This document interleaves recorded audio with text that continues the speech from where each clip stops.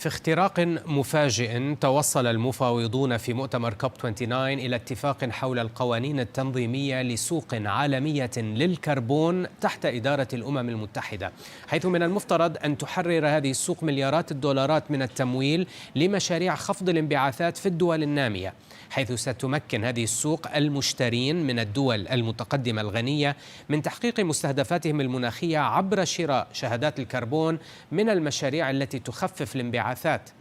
قوانين سوق الكربون هذه والمعروفة ببند 6.4 تنظم عملية تداول شهادات الكربون بين الدول من خلال السوق التي ستشغلها الأمم المتحدة.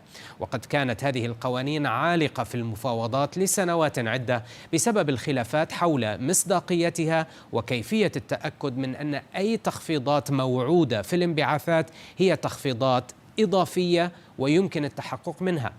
وبحسب رئيس مؤتمر كوب 29 مختار بابايف، فإن هذه السوق يمكن أن تخفض تكلفة تحقيق المستهدفات المحددة وطنيا بنحو 250 مليار دولار سنويا.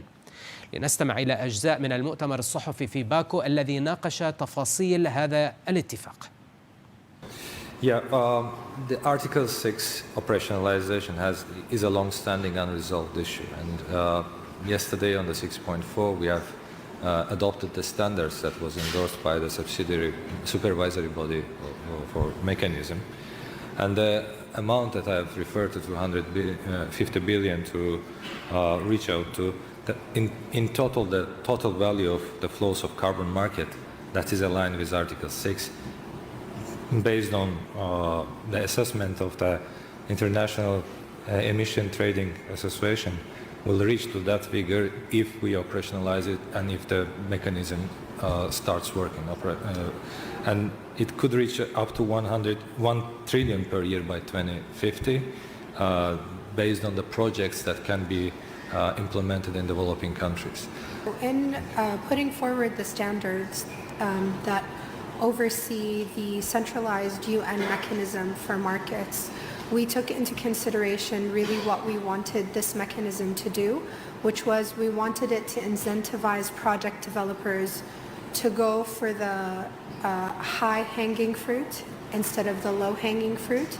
And so it really looks at the projects that are not financially feasible currently, that are very ambitious, and how can this mechanism help in providing some stream of revenue to those projects, but in a way that balances host party priorities as well as the priorities of the party that's going to be receiving some of the credits or the claims coming from these projects.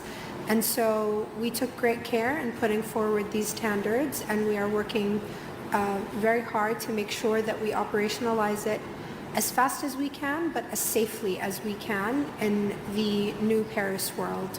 I think we have really a step change in terms of crediting mechanisms, in the sense that we know that crediting is not a substitute for deep cuts, but we have provided a potential supply that is aligned with Paris, and that's a significant undertaking, a real challenge.